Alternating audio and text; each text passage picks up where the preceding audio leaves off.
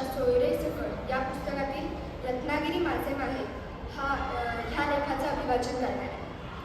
माझं लहानपण कोकणात गेले. त्यावेळी कुणीतरी सांगितले होते की आम्ही ठाकूर हेच खरे तर या कोकणाचे माहेर. ठाणे, कुलाबा, रत्नागिरी या कोकणपट्टीचे 3 जिल्हे म्हणून ठा पू र वरून आम्हाला ठाकूर हे नाव पडले.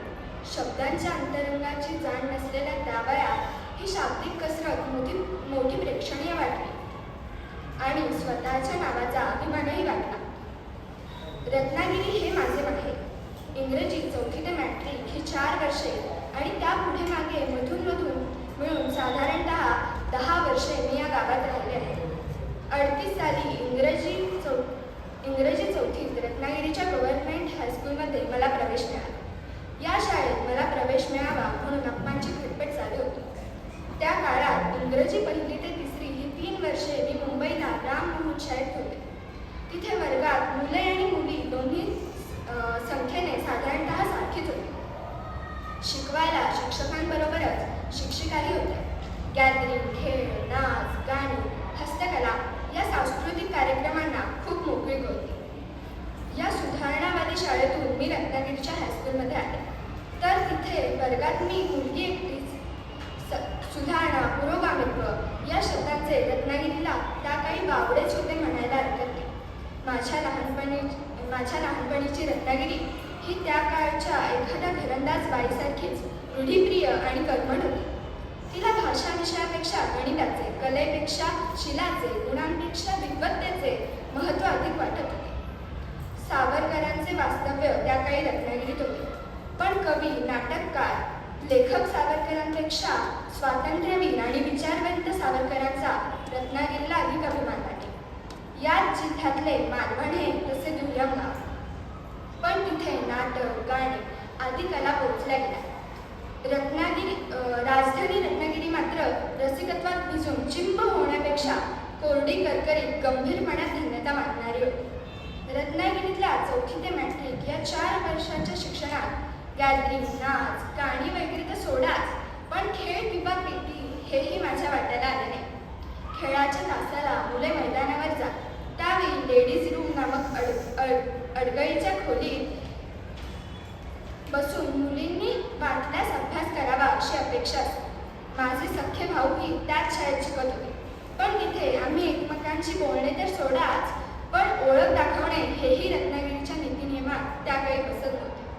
4थी नंतर पुढच्याच वर्षी या हायस्कूलच्या जागी सरकारी ट्रेनिंग कॉलेज आले आणि त्या हायस्कूलमधली आम्ही सर्व मुले पटवर्धन हायस्कूलमध्ये आलो.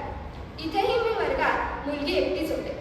गणित आणि भाषा हे माझे खास आवडीचे विषय. 5वीत आम्हाला मराठीला रानडे मास्तर होते. त्यांना साहित्यात विशेष रस असावा. निबंध वगैरे तपासल्यावर ते नुसतेच मार्क देऊन थांबत नसत. एखादा रसग्रहणात्मक शेराही दिलेला असे. माझ्या एका निबंधाला असाच शेरा मिळाला होता. भावनेची भरती, कल्पनेची श्रीमंती आणि शब्दरचनेची रसवंती यांनी नटलेल्या या लिखाणाचे नोंद मार्कांनी करता येणार नाही वगैरे. त्या निबंधात कोणत्या विषयावर मी काय लिहिले होते ते मी केव्हाच विसरून गेले. पण तो शाबासकीचा शेरा अद्याप लक्षात राहिला आहे. मी तेव्हा 14 वर्षांची असताना नसे. स्वतःवरच खुश होण्याचा तो अनुभव ताजा असतानाच त्या वर्षी मे महिन्यात आमच्याच शाळेच्या आवारात साहित्य संमेलन झाले. मग काय विचारता, मी त्यात नुसतीच स्वयंसेविका नव्हते तर पैशांसाठी वाङ्मय लिहावे काय या विषयावर परिसंवादात मी चक्क स्टेजवर भाषणही ठेवले. आपले वय काय, अक्कल किती, अनुभव किती,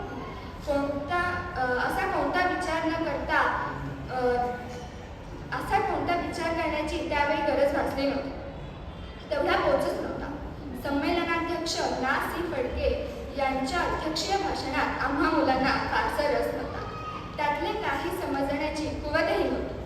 पण फडके कमलाबाईंशी कसे वागतात त्याकडे मात्र आमचेच नव्हे तर साऱ्या रत्नागिरीचेच बारीक लक्ष होते. त्या विषयावरची चर्चा ऐकण्याची आणि शांता आपटे या नटीकडे पाहण्याची एकही संधी सोडायला आम्ही तयार होतो. शांता आपटेंचे जाऊनी सिनेमात हे पुस्तक या संमेलनात प्रकाशित झाल्याचे आठवते. अनिलांच्या मुक्तछंदावरही इथेच चर्चा झाल्याचे आठवते. कवी तो होता कसा आनंदी हे नैसर्गिक कुतूहल त्या संमेलनात आलेल्या सर्व लहान थोर साहित्यिकांबद्दल आम्हालाही होतेच. धन्यवाद.